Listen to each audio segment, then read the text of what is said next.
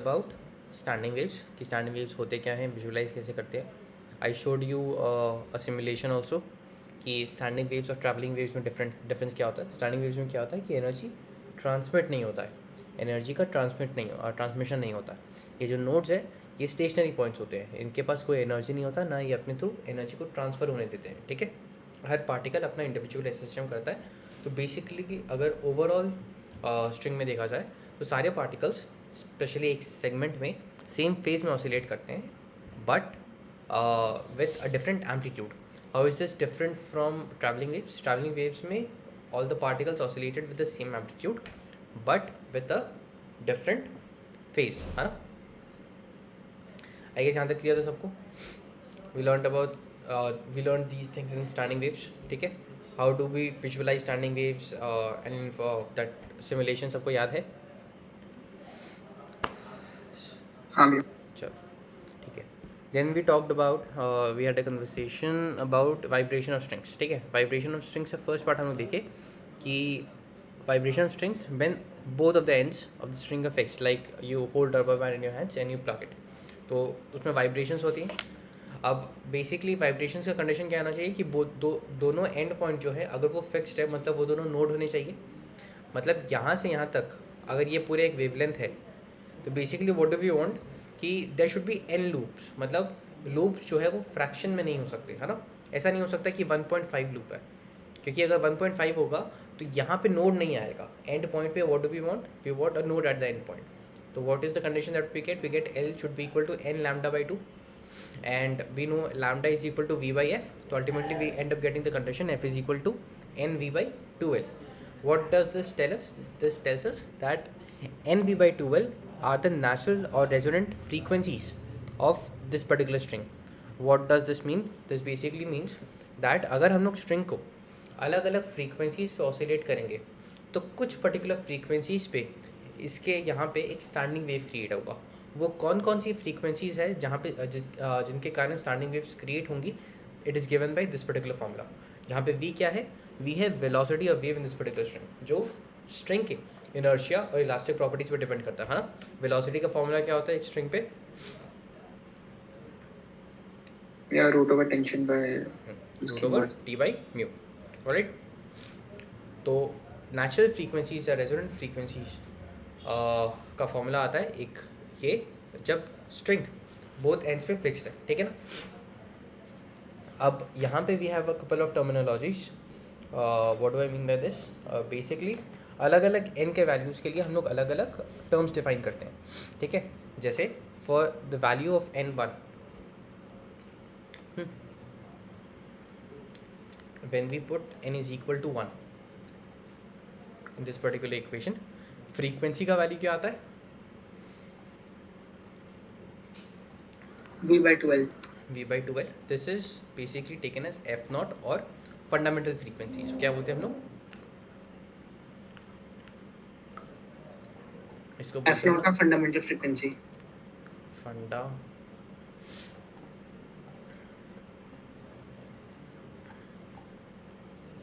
Frequency और this is known as अच्छा fundamental frequency तो हो गया. Let's leave a little space. यहाँ पे बात ये है कि जब n का वैल्यू 1 है और f is equal to v by 2l है, बेसिकली क्या हो रहा है इसमें कितना लूप हो रहा है. n क्या है, नंबर ऑफ लूप्स. मतलब यहाँ पे कितने लूप्स हो रहे हैं. One loop. One loop. Alright, यहाँ पे ऐसे लिख लो वन लूप. अगर एक लूप हो रहा है तो बेसिकली कितने नोड्स हो रहे हैं अपने पास, दोनों एंड्स पे एक एक. तो दोनों के था 2 nodes and how many anti nodes. Exactly one anti node in the between. जैसे अगर तुम एक रबर बैंड को दोनों अपने फिंगर्स के बीच में अगर पकड़ेगा और उसको प्लग करेगा बीच में से एकदम, तब जैसे वो ऑसिलेट करता है वो फंडामेंटल फ्रीक्वेंसी होगा उसका, है ना. तो कितने एंटी नोड्स होंगे, 1 एंटी नोड, है ना. कोई दिक्कत.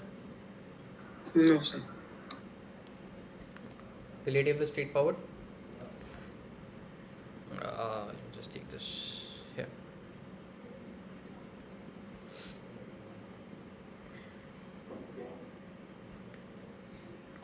जब n का वैल्यू 2 होगा तब f का वैल्यू क्या होगा,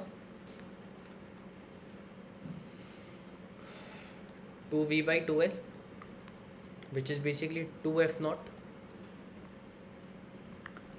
2f0 is basically known as second harmonic. नाम है, this is what you guys need to remember, second harmonic. इसको बोलने का दूसरा तरीका होता है first overtone, this is known as first overtone. यहाँ पे स्ट्रिंग का स्ट्रक्चर कैसा होगा, बेसिकली दोनों एंड्स फिक्स्ड है और दो लूप है, मतलब एक लूप ऐसा और एक लूप ऐसा, दो लूप है, ठीक है ना. कितने नोट्स हुए, 1 2 3. कितने एंटी नोट्स हुए, 1 2. दो. नंबर ऑफ लूप्स कितने हुए, 2 लूप्स. 2 loops. कितने notes, 3 notes 3 notes plus 2 empty notes. 2 anti notes. Alright, next is we have n का वैल्यू 3. अब यहाँ से रिलेटिवली स्ट्रेट फॉरवर्ड है, f का वैल्यू कितना हो जाएगा, 3v/2l, which is basically 3f0. इसको क्या बोल सकते हैं हम लोग, थर्ड हार्मोनिक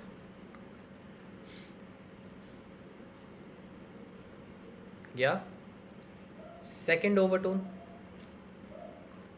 है ना. हाँ सर. कितने लूप्स होंगे, 4.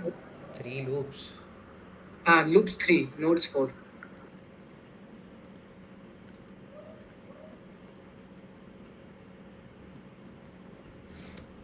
Let's make a diagram. 3 loop है, 1 2 3. कितने नोट्स, 1 2 3 4, 4 नोट्स. कितने एंटी नोट्स, 1 2 3, 3 एंटी नोट्स, ठीक है. अब यहाँ से रिडंडेंट है, आगे क्या अपने आप कर सकते हो, हाँ सर. ठीक है. तो बेसिकली अगर हम लोग देखने जाएं, अगर n का वैल्यू हम लोग जनरलाइज करके n ही ले फॉर n, f का वैल्यू तो हमने क्या आ रहा था, nv/2l. This is what, this is known as nth harmonic, है ना. nth harmonic और nth plus n-1th ओवरटोन, हाँ nth, हाँ n minus 1th overtone. है ना. कितने लूप्स होंगे, n loops. n loops.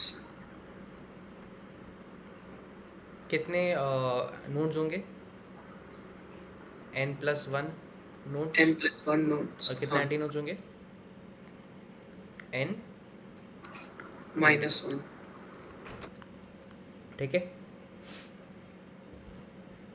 Any problem, बात समझ में आ गया क्या. Now this was vibration of strings fixed at both end. Next category is vibration of string fixed at one end. ठीक है.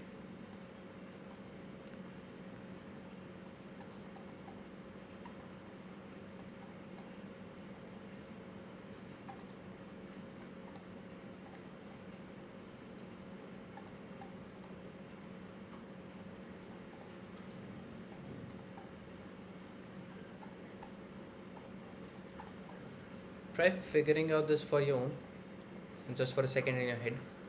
सर एक बार थोड़ा सा ऊपर कर लीजिए ना. 2 मिनट सोचो ये कैसे हो सकता है.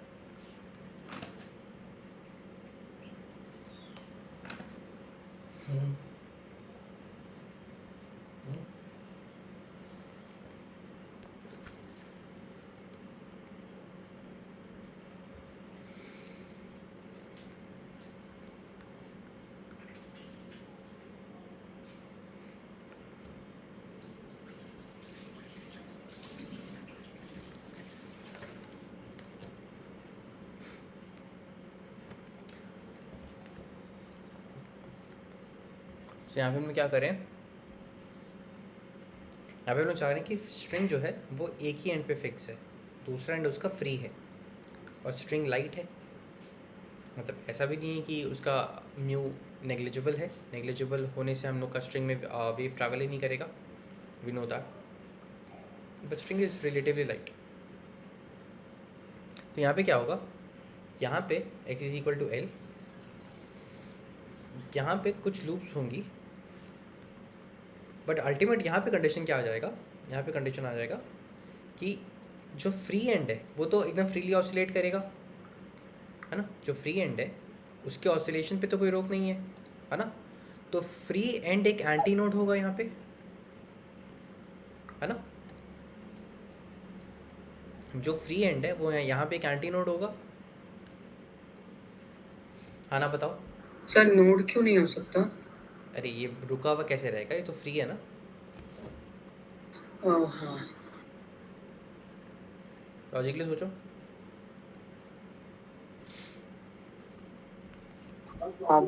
ठीक है। तो यहाँ पे कितने लूप्स होंगे, अगर n लूप्स हुए प्लस यहाँ पे एक हाफ लूप बनेगा,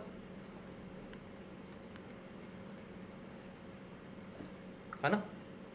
तो अल्टीमेटली कंडीशन क्या आ जाएगा, देखो जो लेंथ है, स्ट्रिंग का लेंथ है, that should be equal to n loops, n loops मतलब n lambda, sorry n lambda by 2। हर लूप का लेंथ कितना है, लैम्डा बाई 2,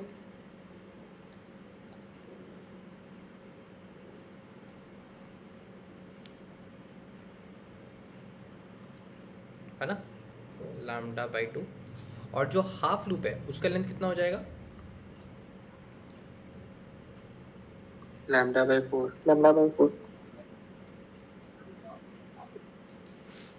तो L का वैल्यू कितना होना चाहिए, n lambda by 2 plus lambda by 4, ठीक है ना। That is 2n plus 1 lambda by 4, alright. L is equal to this. Now what is lambda, lambda is basically v is equal to lambda f, so lambda is basically v by f, so we have v by f, right. So what is the value of f, f is 2n plus 1 v by 4l, alright, odd multiples of v by 4l, ठीक है ना। Again an important formula, these are the natural frequencies or the resonant frequencies of a string which is fixed at only one end, alright। हाँ ना बोलो, समझ में आया कि नहीं। अगर एक स्ट्रिंग को एक ही एंड पे फिक्स करेंगे तो these are the frequencies for which we will get a standing wave in this particular string, ठीक है, नेचुरल फ्रीक्वेंसीज या रेजोनेंट फ्रीक्वेंसीज।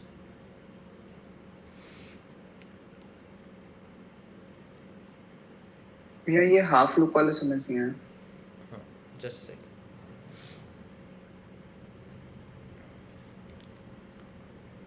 देख अगर मैं चाह रहा हूँ स्ट्रिंग का एक एंड फिक्स है तो वो फ्री एंड जो है वो तो जैसे मन चाहे ऑसिलेट करेगा, है ना, है ना, उस पर हाँ। तो कोई रिस्ट्रिक्शंस नहीं होंगी। तो basically what do we want is that free end पे एक एंटी नोड क्रिएट हो। फ्री एंड अगर अपने आप ऑसिलेट कर पा रहा है और वाइब्रेट कर पा रहा है तो यहाँ पे स्टैंडिंग वेव कब क्रिएट होगा, जब फ्री एंड एक एंटी नोड होगा, है ना। हाँ यहाँ पे this is an anti node and this is a node, ठीक है। अब अगर हाँ फ्री एंड भैया। अपना एक एंटी नोड हो रहा है और इसमें लेट्स से n लूप्स है, अगर इस पे n लूप्स है, यहाँ पे ये वाला जो सेक्शन बन रहा है ये पूरा लूप तो नहीं है, ये एक आधा लूप है। हाउ हाँ much of wavelength is this particular, ये पूरा 1 वेवलेंथ है, ये हाफ वेवलेंथ है ना, और ये इसका ये हाफ का हाफ है मतलब 1/4 है। तो यहाँ पे मेरा n लूप्स आ रहा है तो n लूप्स के कारण n लैम्डा बाई 2 आया, और यहाँ पे हाफ लूप आ रहा है, ये वाला सेक्शन पे हाफ लूप आ रहा है, हाफ लूप के कारण यहाँ पे लैम्डा बाई 4 वेवलेंथ आ जा रहा है, ठीक है ना। बात समझ में आया। हाँ भैया। हाँ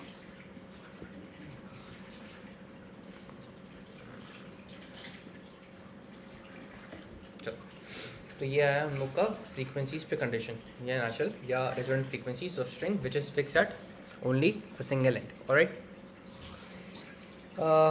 विद दैट अगेन यहाँ पे जैसे हम लोग किए थे सिमिलरली यहाँ पे कर सकते हैं। Let me just copy this, यहाँ पे कुछ चेंजेस होंगे।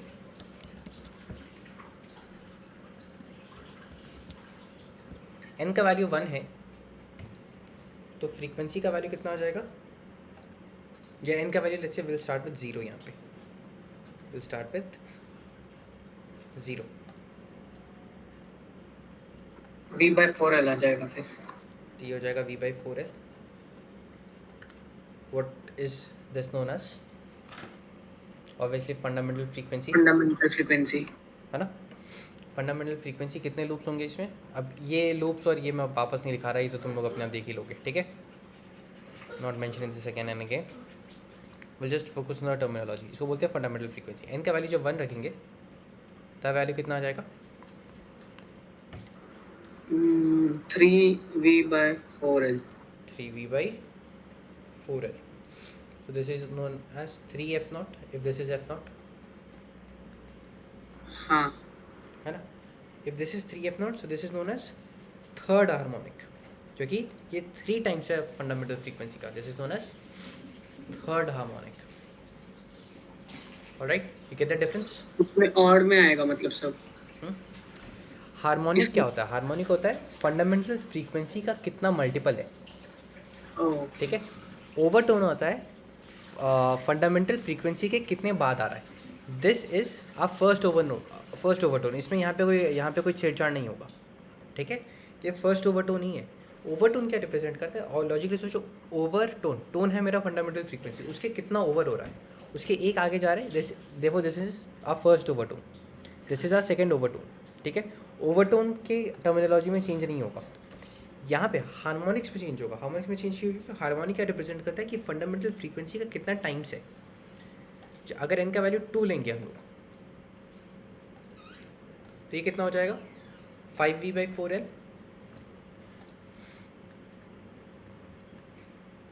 which is basically 5 times your fundamental frequency. So this will be known as fifth harmonic. All right. Yes sir. For if n is taken as n, frequency का value what do we get? We get this as 2n plus 1 V/4L. All right. So this is obviously 2n plus 1 F0। 2n plus 1 F0, which is basically 2n plus 1th harmonic. Harmonic, ठीक है। क्या overtone की terminology में change आएगा, क्या overtone की terminology में change आएगा, है ना, बोलो जल्दी बोलो। सर नहीं समझ आ रहा है ये। क्या ओवरटोन n-1 ओवरटोन ही रहेगा, नहीं सर, चेंज होना चाहिए। क्या होगा,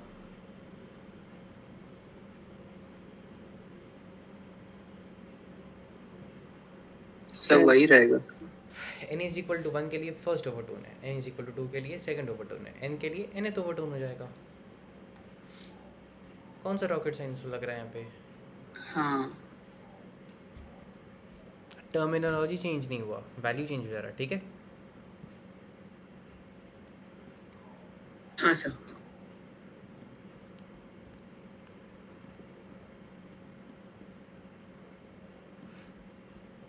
चलो ठीक है, vibration of string fixed at both ends, done with this. अब यहाँ पे थोड़े बेसिक कॉन्सेप्ट्स आते हैं, सोनोमीटर वगैरह, which is not very complicated. Basically क्या है सोनोमीटर, क्या है सोनोमीटर, टेल यू ब्रीफली। मैं पूरा डेप्थ में तो वो एक्सप्लेन नहीं करूँगा, but you'll get my point what I'm trying to say। हम लोग क्या करते हैं ना, हम लोग एक ये ले लेते हैं, यहाँ पे एक स्ट्रिंग लगा लेते हैं, यहाँ पे एक वेट लगा लेते हैं, यहाँ पे एक सरफेस ले लेते हैं, ठीक है, यहाँ पे फिक्सिंग दिस। अब हम लोग यहाँ पे वो लगा लेते हैं अपना, क्या बोलते हैं, we use these stoppers sort of, ठीक है। मतलब ये हम लोग का 2 नोड का पोजीशन हो गया, ठीक है। इस स्ट्रिंग पे 2 नोड का पोजीशन हो गया। फिर हम लोग एक ट्यूनिंग फॉक लेके आते हैं, ठीक है। ट्यूनिंग फॉक, हर एक ट्यूनिंग फॉक का एक पर्टिकुलर फ्रीक्वेंसी होता है। मतलब जब उसके एक पैड के अगेंस्ट तुम लोग हिट करते हो ट्यूनिंग फॉक को, तो वो एक पर्टिकुलर फ्रीक्वेंसी पे ऑसिलेट करता है, जो उसके यहाँ पे लिखा रहता है। वो फ्रीक्वेंसी अलग अलग बातों पे डिपेंड करता है कि वेट क्या है, साइज़ क्या है, अलग अलग चीज़ों पे डिपेंड करता है। बट तुम लोग को इससे मतलब नहीं है। तुम लोग को नहीं मतलब है ट्यूनिंग फॉक का फ्रीक्वेंसी कैसे आया। तुम लोग को बस इतना मतलब है कि ट्यूनिंग फॉक एक पर्टिकुलर फ्रीक्वेंसी पे ऑसिलेट करता है, और ट्यूनिंग फॉक कर रहा है ऐसे ऑसिलेट, ठीक है। ये ऐसे ऑसिलेट कर रहा है, ठीक है। अब इसको हम लोग यहाँ पे ऐसे ला के रख दिए हैं। अब अगर वो वाला फ्रीक्वेंसी, ये वाला फ्रीक्वेंसी इस रॉड के फंडामेंटल फ्रीक्वेंसीज के संग मैच करेगा, तो यहाँ पे एक स्टैंडिंग वेव क्रिएट होगा, है ना। अगर ये वाला फ्रीक्वेंसी जो यहाँ पे मेंशन्ड है वो इस स्ट्रिंग के, वो वाला फ्रीक्वेंसीज इस पर्टिकुलर स्ट्रिंग के नेचुरल फ्रीक्वेंसीज के संग मैच करेगा, तब हम लोग का एक स्टैंडिंग वेव क्रिएट होगा, है ना। और नेचुरल फ्रीक्वेंसीज जो है, एफ नेचुरल फ्रीक्वेंसीज जो है वो क्या होती हैं, वो होती है NV/2L के फॉर्मेट में, है ना। V हम लोग डिटरमाइन कर सकते हैं, रॉड का म्यू हम लोग को पता होगा, स्ट्रिंग का म्यू हम लोग को पता होगा, है ना। और टेंशन हम लोग यहाँ से कंट्रोल करते हैं। यहाँ पे अगर मास हम लगा देंगे तो टेंशन कितना हो जाएगा, T=mg, है ना। तो यहाँ पे F नेचुरल क्या हो जाएगा, N/2L इंटू V क्या है, T/μ। T का वैल्यू कितना है, mg/μ। This is all we can determine, है ना। अब L का वैल्यू चेंज कर करके हम लोग इसका नेचुरल फ्रीक्वेंसी चेंज कर सकते हैं, इस पर्टिकुलर रीजन का, है ना। इस पर्टिकुलर रीजन का नेचुरल फ्रीक्वेंसी हम लोग L का वैल्यू चेंज कर सकते हैं, है ना। तो लेट्स से हम लोग इसको फिक्स कर देते हैं, यहाँ पे इसको फिक्स कर देते हैं और इसको मूव करते हैं, ठीक है। अब मेरे को ये फ्रीक्वेंसी पता है, whatever this may be, let's say 300 hertz, ठीक है। बात समझ में आया। we know this frequency, है ना, बताओ। हाँ अगर हम लोग को वो पता है तो L का वैल्यू चेंज करके हम निकाल सकते हैं। Let's say we want to find mu, मुझे ये म्यू नहीं पता है, this is what we want to find. तो वी कैन से अब L यहाँ पे इसको मूव करके हम लोग ऐसा कर सकते हैं कि हम लोग ये पता कर सकते हैं कौन से पर्टिकुलर L के लिए, यहाँ पे मेरे पास फ्रीक्वेंसी आ रहा है, कौन से पर्टिकुलर L के लिए यहाँ पे एक स्टैंडिंग वेव क्रिएट हो रहा है ना। Let's say we are looking for a fundamental frequency. If you are looking for fundamental frequency, we are looking for what value of L do we get a single loop, है ना। तो N का value will put 1 और F का value जो हम लोग use कर रहे हैं विच इज़ 300 हर्ट्ज, है ना। तो will use 300 hertz is basically equal to N का वैल्यू तो 1 रख दिए, 1/2 L is what we get experimentally by changing the values, by moving this particular, so क्या बोलेंगे, ब्रिज बोल सकते हैं, ठीक है। By moving this particular bridge is equal to √mg we can control, we know this by mu. अब यहाँ पे हम लोग को ये पता है, ये पता है, ये पता है, क्या म्यू का वैल्यू निकाला जा सकता है ना। दैट इज हाँ भैया। How we use this particular setup. मतलब हम लोग this setup is known as sonometer, ठीक है। This entire setup is known as sonometer. Sonometer से हम लोग क्या करते हैं, सोनोमीटर से हम लोग बेसिकली किसी भी एक स्ट्रिंग का थिकनेस या मास पर यूनिट लेंथ निकाल सकते हैं, क्योंकि स्ट्रिंग तो एक्चुअली बहुत पतला होता है ना। If you want to find velocity कितना है, तब हम लोग वेलोसिटी भी निकाल सकते हैं, क्योंकि वेलोसिटी तो T/√μ होता है। तो T चेंज करके अगर एक बार मेरे को म्यू मिल गया है, हम लोग वेलोसिटी भी निकाल सकते हैं, वेलोसिटी √T/μ, है ना। In fact we did not even need this. अगर मेरे को हम NV/2L वाला फॉर्मूला यूज़ किया और N का वैल्यू 1 रखा तो V/2L आ गया, this is equal to 300 hertz, ठीक है। Because we have taken the fundamental frequency of the tuning fork to be 300 hertz. तो अगर 300 हर्ट्ज पर ऑसिलेट कर रहा है, and this is what we determined experimentally, V का वैल्यू कैन बी फाउंड, ठीक है ना। या if we move this even further, ठीक है, और we get 2 loops, then we use the value of n as 2. Alright, काफ़ी सिंपल सा चीज़ है ना? हाँ जी। बेसिक कॉन्सेप्ट जो है वो तुम्हारे दिमाग में होना चाहिए। क्या वो कॉन्सेप्ट क्या है कि fundamental frequency of this particular setup या a string which is fixed at both ends is what? is v/2l and v/2l, ठीक है? अब हम लोग को पता कैसे चलेगा कि यहाँ पे जो हम लोग यूज़ कर रहे हैं जो एक्चुअली हम लोग का स्ट्रिंग एक रेजोनेंस वाला फेज में है या स्ट्रिंग में एक स्टैंडिंग वेव क्रिएट हो गया है। How do we get to know this? तो हम लोग क्या करेंगे, यहाँ पे एक पेपर का एक छोटा सा वेट, पेपर वेट नहीं, मतलब पेपर को हल्का सा फोल्ड करके ऐसे इस टाइप के शेप में लगा के यहाँ पे ऐसे रख देंगे, ठीक है? तो अगर let's say n we put n का वैल्यू 1, तो अगर यहाँ पे इस वेट को रख दिए तो एग्जैक्टली मिडिल में कैंटी नोड बनना चाहिए, है ना? तो if a standing wave is being created, ये बेसिकली बहुत ज़ोर से वाइब्रेट ऑसिलेट करेगा, जिसके कारण ये वाला जो पेपर है या हल्का सा पेपर है, दिस विल फ्लाई ऑफ, ठीक है? So when this paper flies off we get to know that the standing wave is be created. Alright, क्या बात क्लियर हुआ? हाँ। तो सोनोमीटर वाला सोनोमीटर बोल सकते हैं इसको, मोनोकॉर्ड भी बोला जाता है कई बार। Don't just get confused with the terms, this is also known as monochord. This is how this particular setup is used. कौन सा ये वाला जो सेटअप एक कौन से प्रिंसिपल का यूज़ करता है? ये हम लोग के स्टैंडिंग वेव्स वाले कॉन्सेप्ट का यूज़ करता है। It uses the concept of standing waves to determine, basically experimental lab में हम लोग म्यू डिटरमाइन करने के लिए यूज़ करते हैं। बट जो क्वेश्चन जो इस पे अलग अलग तरीके से पूछ सकते हैं कि L1 पे एक बन रहा है, L2 पे बन रहा है, so on and so forth. अगर मेन कॉन्सेप्ट पता है, you will be able to solve this. Alright, हाँ ना बोलो। हाँ जी। ऐसा बोल सकते हैं कि L1 लेंथ पे n लूप्स बन रहा है, L2 लेंथ पे n+1 लूप्स बन रहा है, ठीक है? तो तुमको बोल देगा फंडामेंटल फ्रीक्वेंसी निकालने। Not very challenging, think about it for a minute, you will be able to solve this, ठीक है? Am I clear? हाँ Just ji. have a few guesses from your side. सबको समझ में आ रहा है ना कॉन्सेप्ट? हाँ सर। Even if you, हाँ जी। although I made every effort कि you guys understand the basic concept of standing waves, पूरे equations derive करके I made you all reach the conclusion. But even if अगर पूरा समझ में नहीं आ रहा है, ये दो जो फॉर्मूला है nv/2l और n+1 v/4l, अगर ये दो फॉर्मूला ही तुमको याद है, हाँ, तो तुम क्वेश्चन सॉल्व कर पाएगा, even if you have not understood anything,